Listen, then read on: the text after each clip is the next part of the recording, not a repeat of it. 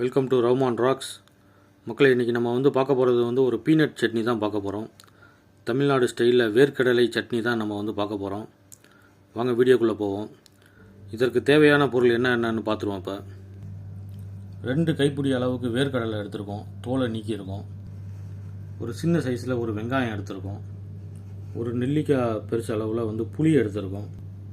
காய்ந்த மிளகாய் ஒரு 8 பீஸ் எடுத்திருக்கோம். இதை நம்ம தீயில் நல்லா சுட்டு வச்சுருக்கோம். தேவைக்கு ஏற்ப உப்பு. இப்போ இது எல்லாத்தையும் பார்த்தீங்கன்னா ஒன்றா மிக்சியில் போட்டு அரைச்சி எடுத்துக்குவோம். மக்களை இப்போ நம்ம அரைச்சி எடுத்துக்கிறோம். இதை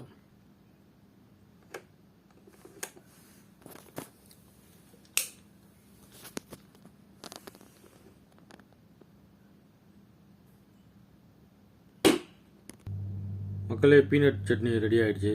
நீங்களும் உங்கள் வீட்டில் செஞ்சு பாருங்கள், நல்லா டேஸ்டியாக இருக்கும் இது. தேங்க்ஸ் ஃபார் வாட்சிங் ரஹ்மான் ராக்ஸ். தமிழ்நாடு வேர்க்கடலை சட்னி. தேங்க்ஸ் ஃபார் வாட்சிங் ரஹ்மான் ராக்ஸ்.